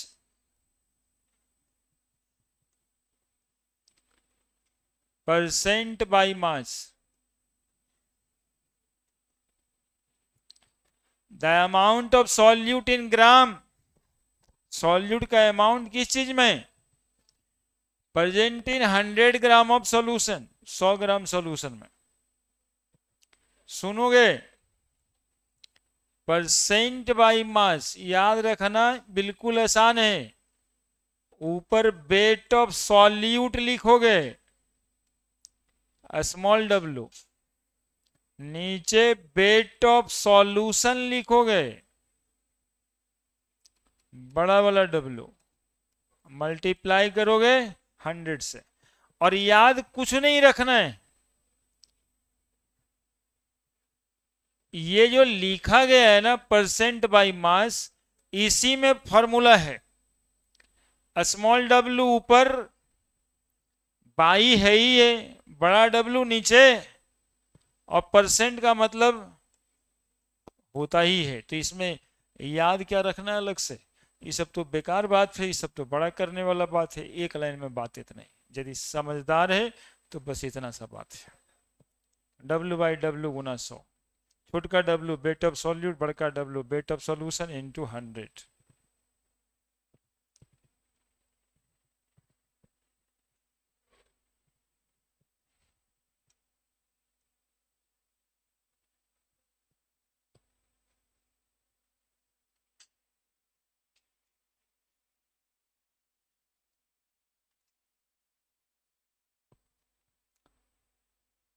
लिख दिया। एग्जाम्पल, 20% एक्वस ग्लूकोज सॉल्यूशन लिखा हुआ है बाई मास। अब ये क्या लिखा हुआ है, इसको कैसे हम लोग समझें सॉल्यूशन के टर्म में। 20 ग्राम ग्लूकोज, अरे यहीं से देखना शुरू करो, यही जाके गड़बड़ कर देता है बाद में। परसेंट लिखा हुआ मोललिटी पूछता रहता है, अब आदमी वैसे ही परेशान है, परसेंट था मोललिटी क्या कैसे। 20 ग्राम सॉल्यूट, सॉल्यूट कौन है यहाँ पे, ग्लूकोज। डिजोल्व इन, हाँ बोलो बोलो बोलो, डिजोल्व इन 100 ग्राम, गधा कुत्ता कमीना, जो भी वाटर बोला उसके लिए था ये सॉल्यूशन। वाटर बिल्कुल नहीं बोलना है, वही गलती तो होने के लिए होता है सब बात। कौन चाहता है कि वो इंजीनियरिंग कॉलेज में तुमको पकड़ के ले जाए, तुमको खुद ही जाना पड़ता है सबसे आगे बढ़ के। 20 gram glucose dissolve in 100 gram solution बोलना है, वाटर नहीं बोलना है। वाटर जैसे बोले वैसे गलत बोले, और बीच में कुछ नहीं होता है। बोलो वेट ऑफ सॉल्यूट, सॉल्यूट का वेट कितना है इसमें, तो 20 ग्राम। वेट ऑफ सॉल्यूशन, सॉल्यूशन का वेट 100 ग्राम।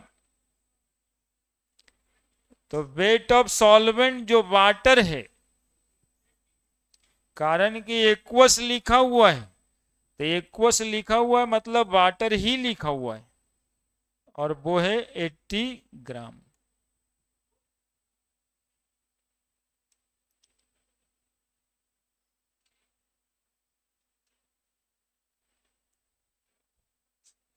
सॉल्यूट का वेट 20 ग्राम, सॉल्यूशन का वेट 100 ग्राम, सॉल्वेंट का वेट 80 ग्राम। अब जो वाटर बोल रहा था देख तो कितना गलती बोल रहा था, वेट ऑफ वाटर 80 ग्राम है, बोल रहा है 100 ग्राम वाटर, तो कितना खराब बात है।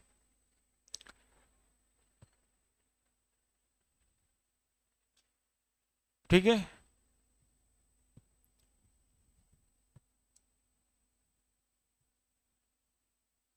परसेंट बाई मास में बस इतना सब बात ध्यान में रखना है। और सॉल्यूशन में सॉल्यूट सॉल्वेंट कुछ भी हो सकता है। अब जैसे 30 gram of NaCl dissolve in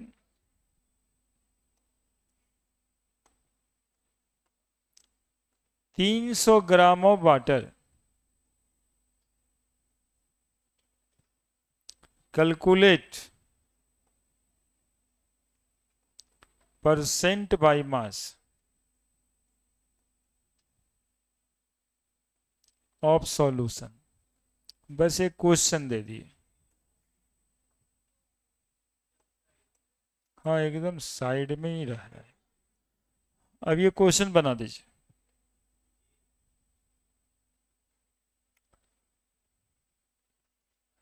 thirty gram NaCl dissolve in 300 gram water,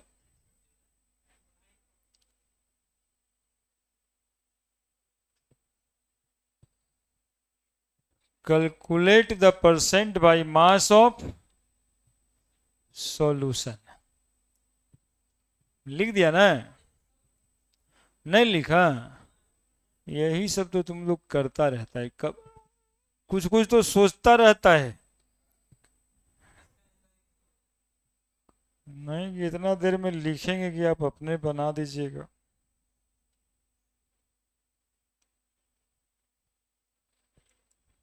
तो क्वेश्चन ऊपर लिखा हुआ है जी।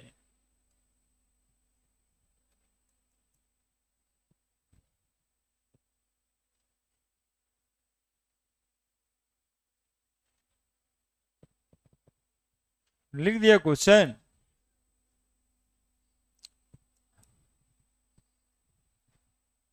खुल कहाँ नहीं रहा है? एक क्वेश्चन होगा।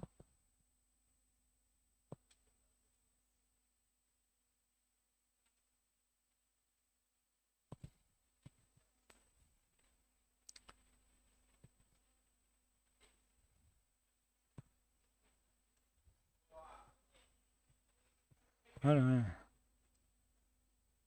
तुम लोग 12वां में गए तो कुछ डेवलपमेंट होना था ना। देखो डेवलप कर दिया। हाँ बहुत क्वेश्चन लिखा गया है, अब बनाते रहिए।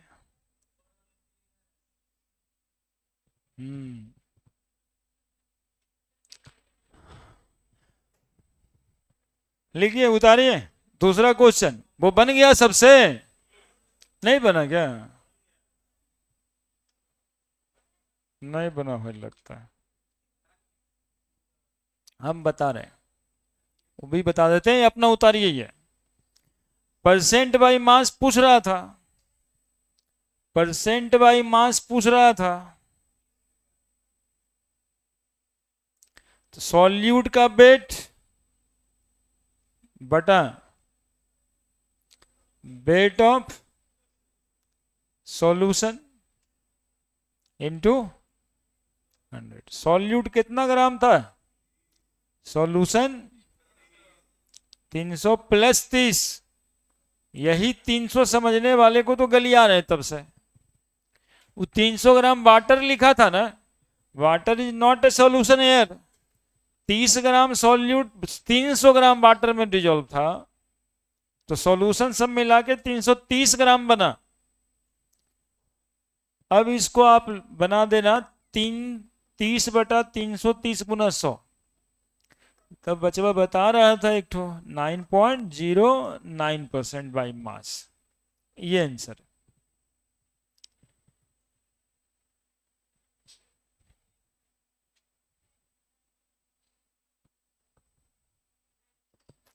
ठीक है, पिछला क्वेश्चन बनाए, ये वाला नहीं, ये वाला उतारिए। Measurement of concentration of solution, ये सब नहीं उतारना है।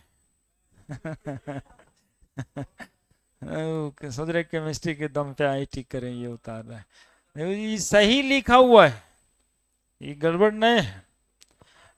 केमिस्ट्री के दम पर आईटी मेंस क्वालिफाई करे। मेंस देखो जोड़ दिए हैं, एडवांस थोड़े लिखे हैं। एडवांस में सब में पास करना पड़ता है, लेकिन यहां से जो है 20 क्वेश्चन यदि बना देते हैं तो अकेले केमिस्ट्री के दम पे कट ऑफ पार हो जाता है। 25 वो तो पूछवे करता है।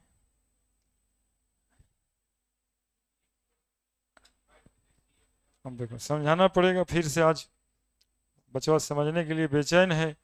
देखो तुमको समझा रहे हैं, तुम समझना। आईटी जेई का फार्म जो है ना नवंबर दिसंबर में आएगा तुम्हारे लिए, उसको भर देना है। ये बात सबको ही जानो।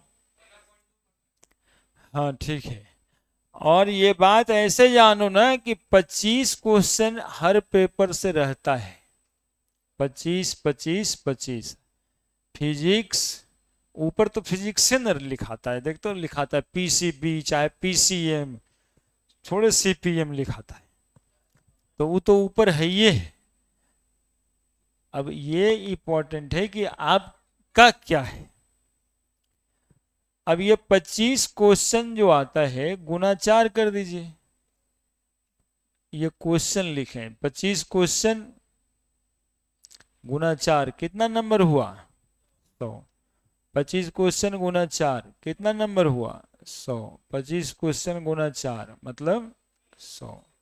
टोटल हो गया 300 नंबर। और यहाँ पे 75 क्वेश्चन। ठीक है। जनरल जो 5 साल से 15 साल से जो कट ऑफ मार्क्स होता है, परसेंटाइल नहीं, कट ऑफ मार्क्स जिसमें पास लिखाता है, वो 80 से 90 है ना, यही है। 90 92 95 वैसे ही कुछ कुछ, मतलब मोस्ट प्रोबेबल यही है। और इधर 80 घट के 76 75 हो जाता है। अब ये जो कट ऑफ मार्क लाना है वो 20-22 क्वेश्चन का है। हम यही कहते रहते हैं कि ये वाला जो पेपर है ना केमिस्ट्री, इसको यदि समझ लिया जाए ना तो इसके क्वेश्चन बहुत दाएं बाएं नहीं जाता है। वो सीधा सीधा क्वेश्चन है, सीधा बनाइए और घर जाइए। देखिएगा आप, जब पेपर देख के लोग निकलता है तो कहता है केमिस्ट्री इज मॉडरेट। नहीं, केमिस्ट्री ठीक है ठाक था। वो निरंतर ठीक है ठाक है 40-45 साल से, उसमें कभी हल्ला नहीं हुआ कि ये नहीं बना वो नहीं बना। तो इसको सिक्वेयर कर लेते हैं ना तो आपका होना तय हो जाता है। और यदि आपको हम बता दें कि 20 क्वेश्चन यदि इधर से ले आते हैं, 10 उधर 10 उधर से जोड़ देते हैं, तो ये हो जाता है 40। और 40 गुना 4 बराबर होता है 160। और 160 नंबर समझते हैं कितना रैंक दिलवाएगा ये जेई मेंस में? 10 के, 10,000 से 12,000 के बीच में आ जाइएगा। और 10,000 से 12,000 में आपका NIT कॉलेज जो आप चाहते हैं वो मिल जाएगा, ब्रांच, है ना। तो एम तो यही है, हम ये लिखते हैं बस उसमें इंटर कर जाइए। इतना नहीं बनाते हैं, 5-6 भी करते हैं तो कम से कम कंपटीशन में तो आ जाते हैं। यही हो रहा है, इसी में 98 परसेंटाइल 99 परसेंटाइल मिलता है। वो 100-200 जो रहते हैं वो 300 में 280 सटा देते हैं। वो 10-20 ठो 50 ठो वैसे भी हैं। तो उनको क्या करना है, जो आपको करना है वही ना सोच सकते हैं। हमको ये करना है कि कैसे यहां तक पहुंच जाए, है ना। यदि किन्हीं का बहुत बढ़िया ये वाला है या ये वाला है तो वही 20 लगा दीजिए, समस्या क्या है। लेकिन वो सोचने से सिर्फ नहीं होगा, वो जाके घर में बैठ जाइए ना। इस साल तो 8-8 दूनी 16 वो पेपर हुआ, ये को लेके बैठ जाइए, ये सोचने से होगा ना। और हम तो बना के दिखा भी दिए थे, तो ये करना चाहिए, समझे। ये इस पर रहिए, ये 2-3 बार हम बताएंगे आप लोगों को बीच बीच में कि यही इतना करना है। और जानते हो अच्छा क्या है इसमें, 90-95-100 नंबर भी आ रहा है ना, तब बिहार कॉलेज ऑफ इंजीनियरिंग वाला सब एडमिशन लेने के लिए बेचैन है। 100 नहीं 17 तक बिहार कॉलेज ऑफ इंजीनियरिंग का सीट जो भी होता है बस उतना ही नंबर पे। तो एक साधारण कॉलेज में पढ़ने से ज़्यादा बढ़िया न है कि यहाँ पे 70 से 100 के बीच ला करके भी इंजीनियरिंग कॉलेज में घुस जाया जाए। वो जब BSc करने के बजाय BTech करने लगिएगा, ऐसे क्या कर लीजिएगा, नहीं करिएगा तो बोले BSc कॉलेज में जाएंगे। एक वो कॉलेज सामने में भी है, देखते हैं बचपन से पढ़ते रहता है रोड पे, और उसके बाद वो खोजता है नौकरी, उसके बाद खोजता है नौकरी कि कॉलेज वाला नौकरी नहीं दिया, वो मिलने लायक है। अभी ये देख लीजिए, यही माहौल है। ठीक है ना, तो इस पर काम करिए। अब ये क्वेश्चन है, बना देते हैं फट से। हाँ देखिए बना भी दिया है, 15.2। क्या सब लोग सहमत हैं? Calculate the mass percentage of benzene and carbon tetrachloride. तो देखो यहां भी दो चीजें, एक बेंजीन है और दूसरा कार्बन टेट्राक्लोराइड है, CCl4। If 22 gram benzene dissolve in 122 gram carbon tetrachloride, तो क्लियर तो बात हो रहा है कि सॉल्यूट का वेट जो है, वेट ऑफ सॉल्यूट, और वो जो 20 नंबर कहते हैं ना, वो ऐसे नहीं कहते हैं 20 क्वेश्चन, वो खाली रोज आकर के रोज पढ़ने से हो जाता है। उसके लिए कुछ करना नहीं, आपको चांद सितारा हिमालय पे जाने की जरूरत ना है। नॉर्मल नॉर्मल बैठ के पढ़ लेने से केमिस्ट्री वाला क्वेश्चन बन जाता है। लेकिन हाँ, शुरू चैप्टर से लेकर अंतिम तक, अंतिम वाला 5 क्लास छोड़ देने से नहीं होगा कि अब खत्म हो गया, अब काहे लगी जाए चलिए सोते हैं, तो वो तो गड़बड़ा जाएगा। वो है अंतिम वाला 5 दिन से तो आ जाता है, समझे ना? तो ये सब दिमाग में रखना है। आधा 75% भी पढ़ लिए एक चैप्टर आप, अब 25% लास्ट वाला छूटा हुआ है, तो वो गारंटी लेता है कि आपसे सवाल नहीं बनेगा।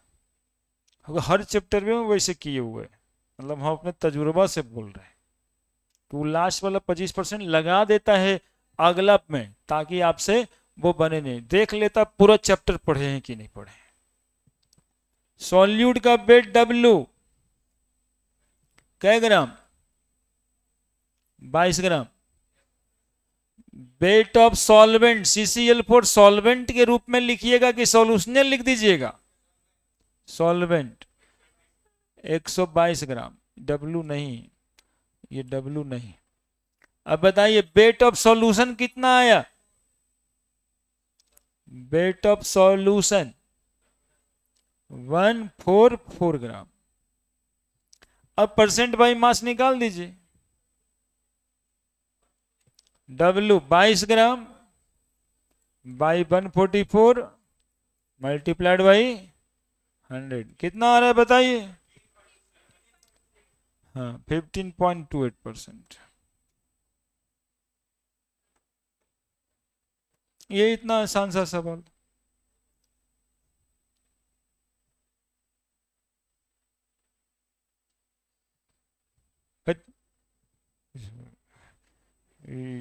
हो गया करके करके माहौल खराब करता है।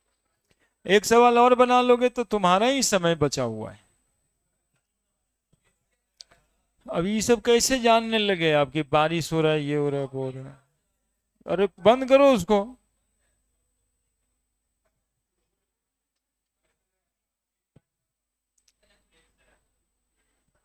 क्लीन करें।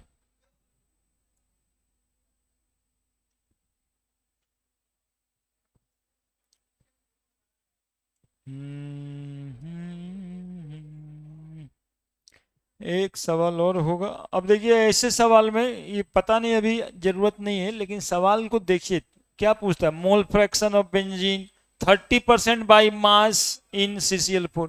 तो ये 30% समझ में तब थोड़े ना आता है, ये अभी ये समझ में आए कि ऐसा सवाल है, इसका मतलब ये 30 ग्राम है 100 ग्राम सॉल्यूशन में, तो सॉल्यूट हो गया 30 ग्राम, सॉल्यूशन सॉल्वेंट हो गया 70 ग्राम, तो मोल फ्रैक्शन निकालना है। तो मोल फ्रैक्शन अभी पढ़े नहीं है, निकालेंगे सब एक एक करके, है ना? ये फिर गधा वाली बात है, ठीक कुछ ही रहेगा रे। कहता ठीक है, हम सवाल दे रहे हैं तो ठीक क्या रहेगा इसमें?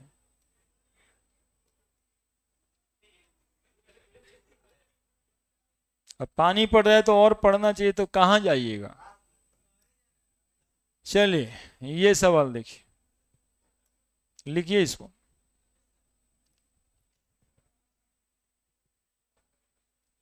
ये सॉल्यूशन इज ऑब्टेन्ड बाई, ये सॉल्यूशन इज ऑब्टेन्ड बाई 30 ग्राम और 25%।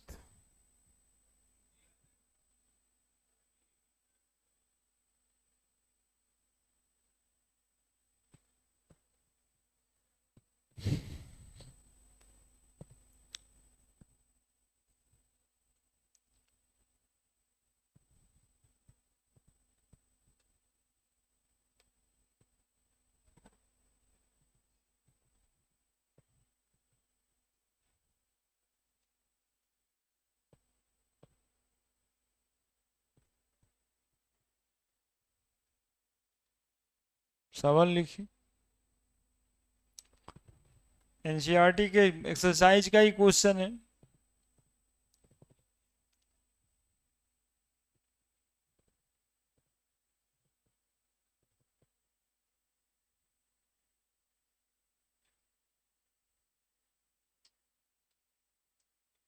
अगले दिन मांग के डीपीपी ले लीजिएगा।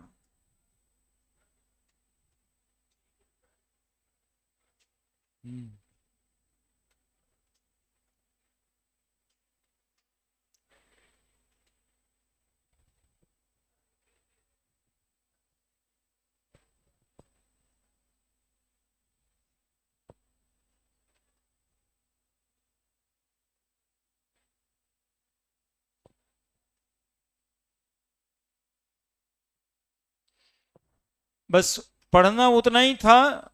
सवाल ये है, लिख रहा है कि solution obtained by 30 gram of 25% solution,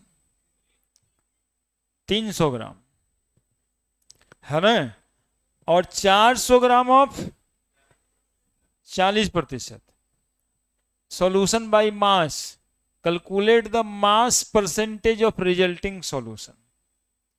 अब ये दोनों सॉल्यूशन को मिक्स किया है, ठीक है, मिक्स करने के बाद जो सॉल्यूशन बना उसका मास परसेंटेज पूछ रहा है। तो सुनिए और समझिए। समझ रहे हैं? देखिए, एक मान लेते हैं कि वो गिलास लिए। हाँ ठीक ठीक तो बोल रहा है, बोलो। हाँ, इसमें कोई सॉल्यूशन ये रखा है जिसमें 300 ग्राम ऑफ 25% कॉन्सेंट्रेशन कह रहा है। एक दूसरा गिलास लेते हैं, उसमें दूसरा सॉल्यूशन बी रखा हुआ है जिसमें 400 ग्राम ऑफ 40% लेते हैं। अब ये दोनों गिलास को लोटे में न मिलाओगे? हाँ, मिला देते हैं बाल्टी में। तो अब इसमें ए प्लस बी दोनों आ गया। अब बताओ 300 और 400 कितना ग्राम हुआ? 700 ग्राम ऑफ वाट प्रतिशत। यही पूछ रहा है, यही वाट का जवाब देना है और कुछ नहीं। सवाल यही कह रहा है। बोले 300 ग्राम 25% solution and 400 gram of 40% solution obtain by mixing. Mix कर देना है। तो मिक्स करने से ये तो पक्का है ना कि 300 ग्राम और 400 ग्राम कितना होगा, उसमें तो कोई बात ही नहीं। लेकिन कितना परसेंट वाला सॉल्यूशन बना। तो इसको बनाने के लिए हम लोग क्या करेंगे कि weight of solute in solution A कितना, 300 गुना 25 बटा 100, 75 gram. Weight of solute in solution B, 400 गुना 40 बाई 100 कितना ग्राम, 160 ग्राम। ठीक है।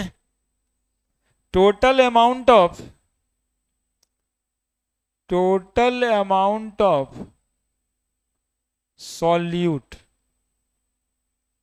सब मिला के सॉल्यूट कितना बना, 75 ग्राम प्लस 160 ग्राम, 235 ग्राम।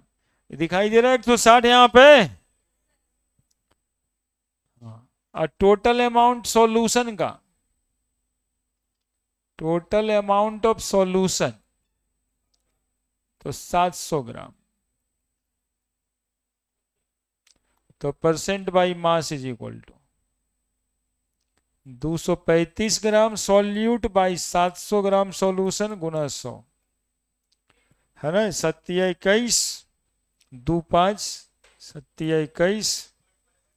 4 0 7 5 35 5 0 7 7 49।